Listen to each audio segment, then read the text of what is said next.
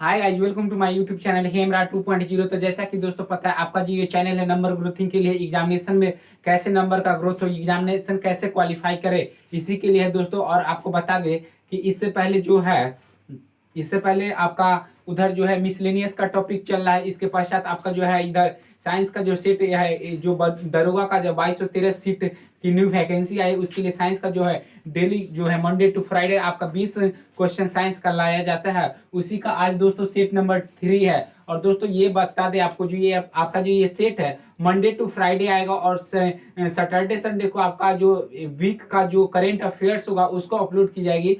क्योंकि अभी जो एग्जामिनेशन का परिप्रेक्ष्य है उसमें 30 क्वेश्चन आपका करेंट अफेयर्स से आता है। तो दोस्तों करेंट अफेयर्स भी काफी महत्वपूर्ण भूमिका निभाती है एग्जामिनेशन क्वालिफाई करने में, तो उसको हम अनदेखा ना करेंगे। इसलिए सप्ताह में सैटरडे और संडे को उसका एक एक वीडियो अपलोड की जाएगी। तो दोस्तों इस जो है ये आपका जो चैनल है, इसको ग्रोथिंग के लिए आप ज्यादा से ज्यादा अपने ग्रुप में शेयर कर देंगे, ताकि एक भी बच्चा छूट ना जाए। और हमारा जो जो अभियान चल रहा है अब की बार वर्दी हमारे, इसको लेने में हम लोग कामयाब हो जाएंगे। तो दोस्तों एक बार अपने ग्रुप में ज्यादा से ज्यादा शेयर करेंगे। एक कहावत है दोस्तों, हमने एक सही कहा है, कसम से कसम से कसम से कसम से दौड़ तुम्हारी वर्दी हमारी। अगर हमने रिटर्न की परीक्षा यदि आपको क्वालिफाई करवाए तो दौड़ आपकी होगी, और वर्दी तो हम लोग ले ही के रहेंगे। तो चलिए दोस्तों बिना समय गवाए में हम लोग दोस्तों देखते हैं आज का सेट नंबर 3। सेट नंबर 3 में है दोस्तों, पहला क्वेश्चन है जीन का आकार जो होता है किस प्रकार होता है। और ये काफी महत्वपूर्ण क्वेश्चन है, बायोलॉजी से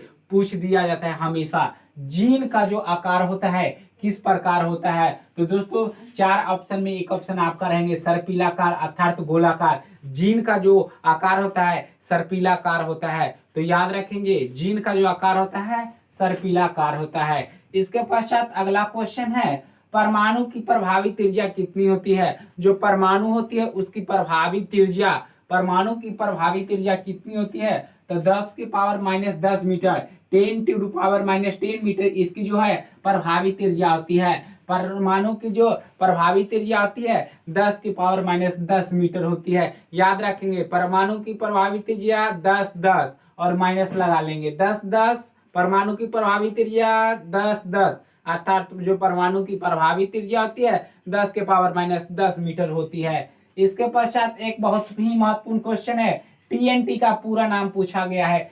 टीएनटी, टीएनटी है क्या ये पूछा गया है। तो दोस्तों टीएनटी एक विस्फोटक पदार्थ होता है। टीएनटी जो है एक विस्फोटक पदार्थ होता है, और इसका पूरा नाम ट्राई नाइट्रोटोल्यूइन है। ट्राई नाइट्रोटोल्यूइन है, ये विस्फोटक पदार्थ है। ट्राई नाइट्रोटोल्यूइन इसका पूरा नाम हुआ टीएनटी। टीएनटी और इसी तरह नाइट्रोग्लिसरीन भी है जो एक विस्फोटक पदार्थ है। इसके पश्चात हम लोग नेक्स्ट क्वेश्चन की बात करेंगे। तो नेक्स्ट क्वेश्चन में पूछा गया है, रसायन का राजा किसे कहा जाता है। रसायन का राजा किसे कहा जाता है। तो दोस्तों एक अम्ल होता है सल्फ्यूरिक अम्ल, सल्फ्यूरिक अम्ल जिसका रासायनिक सूत्र H2SO4, H2SO4 होता है, उसी को जो है दोस्तों रसायन का राजा कहा जाता है। रसायन का राजा H2SO4 सल्फ्यूरिक अम्ल को कहा जाता है, जिसका प्रयोग जो है दोस्तों सीसा संचयक बैटरी में जो किए करते हैं वही सल्फ्यूरिक अम्ल रहता है। इसके पश्चात एक और क्वेश्चन है, यहाँ पे देखेंगे हम लोग, एक कूलम्ब बराबर होता है, जो कूलम्ब आवेश की जो यूनिट होती है कूलम्ब होती है, आवेश की जो यूनिट होती है कूलम्ब होती है, और एक कूलम्ब बराबर कितना इलेक्ट्रॉन होता है यही पूछा गया है। तो दोस्तों एक कूलम्ब बराबर जो होता है 6.25 गुने 10 के पावर 18 इलेक्ट्रॉन होता है।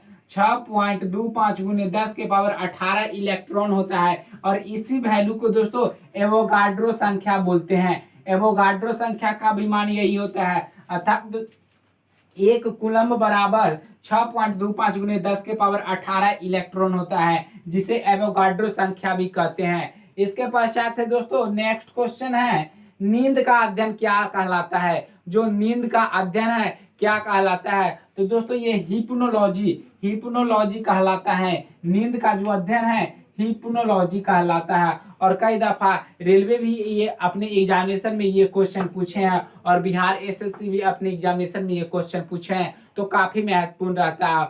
और एक बार तो दोस्तों ये बताते हैं जो आपका जो बिहार दरोगा हो या बिहार पुलिस की एग्जामिनेशन हो, उसमें केमिस्ट्री के क्षेत्र से काफी क्वेश्चन उठाए जाते हैं, तो ये बात पर हम लोग गौर करेंगे। इसके पश्चात है जो महो जो यूनिट है मापने की, महो मापनी का एक यूनिट है। महो महो एक मापनी का यूनिट है। इससे क्या मापा जाता है? तो दोस्तों कठोरता मापने के लिए महो का प्रयोग किया जाता है। कठोरता मापने के लिए महो का प्रयोग किया जाता है। महो एक मापनी में उपयोग किया जाता है। महो एक यूनिट है मापनी के लिए। तो किस चीज को मापने के लिए इसका उपयोग किया जाता है? तो कठोरता मापने के लिए महो का उपयोग किया जाता है। इसके पश्चात है विकास का सिद्धांत का प्रतिपादन किसने किया था? जो विकास का सिद्धांत है उसका प्रतिपादन किसने किया था? तो चार्ल्स डार्विन महोदय ने विकास के सिद्धांत का प्रतिपादन किए थे। विकास के सिद्धांत का प्रतिपादन चार्ल्स डार्विन महोदय ने किए थे। इसके पश्चात है दोस्तों ये आपका है जीएसएलवी का पूरा नाम। जीएसएलवी का पूरा नाम, जीएसएलवी का पूरा नाम दोस्तों यहाँ पे पूछा गया है। इसका पूरा नाम होता है जियो सैटेलाइट लॉन्च व्हीकल। तो याद रखेंगे फिर से, जीएसएलवी का पूरा नाम जियो सिंक्रोनस सैटेलाइट लॉन्च व्हीकल होता है। जो हम लोग रॉकेट प्रक्षेपण करते हैं उसी में इसका प्रयोग किया जाता है। और एक होता है पीएसएलवी। जिस तरह यहाँ पे दोस्तों जीएसएलवी होता है उसी तरह एक होता है पीएसएलवी। उसका पूरा नाम होता है polar satellite launch vehicle. Polar satellite launch vehicle. इसके पश्चात अगला क्वेश्चन है दोस्तों, लार की प्रकृति किस प्रकार की होती है? जो प्रकृति लार की होती है किस प्रकार की होती है? तो दोस्तों ये क्षारीय होती है। आपको बता दें कि जो पीएच मान का जिसका निर्धारण सोरेनसन महोदय ने किए थे, 0 से लेके 7 तक अम्लीय होते हैं दोस्तों। 7 के और यहाँ पे जो 7 पे होते हैं न्यूट्रल अर्थात उदासीन होते हैं। 0 से 7 तक जो है अम्लीय, 7 पे उदासीन और 7 से 14 तक दोस्तों ये क्षारीय होते हैं। तो क्षारीय होते हैं तो याद रखेंगे लार की जो प्रकृति होती है क्षारीय होती है।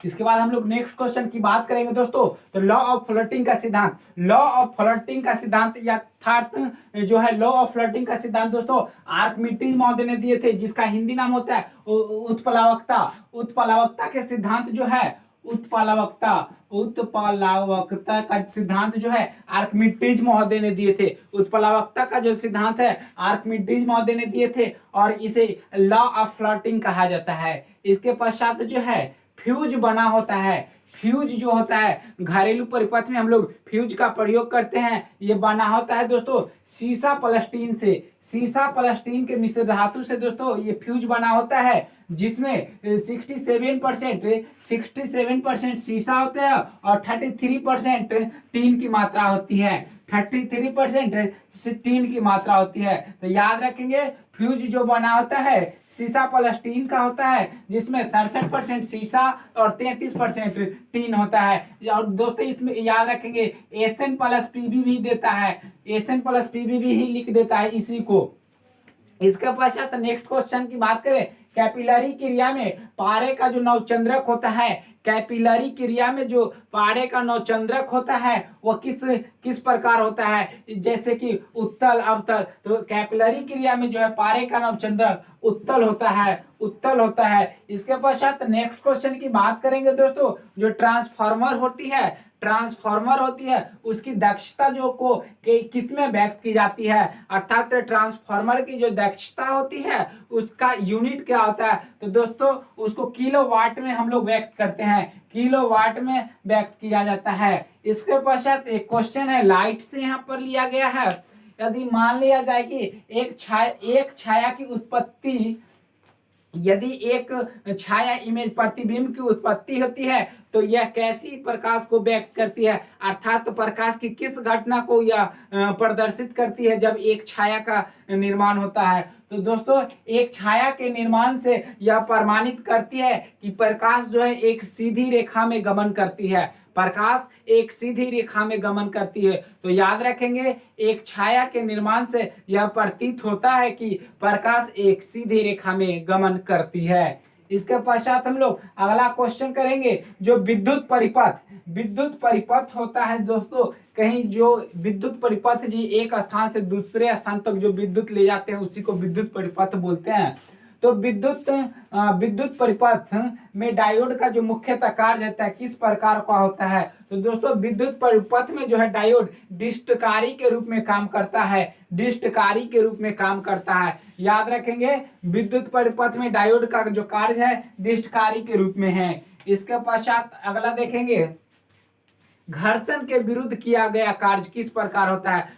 घर्षण के जो विरुद्ध, पृथ्वी पर भी हम लोग जो है घर्षण के कारण चल पाते हैं, और यही घर्षण बल जो है आपको बर्फ के क्षेत्र पे नहीं होता है, जिसके कारण हम लोग को वहां चलना मुश्किल हो जाता है। तो याद रखें दोस्तों, यहाँ देखेंगे घर्षण के विरुद्ध किया गया कार्य जो होता है दोस्तों धनात्मक होता है। घर्षण के विरुद्ध जो कोई कार्य करते हैं वो धनात्मक होता है।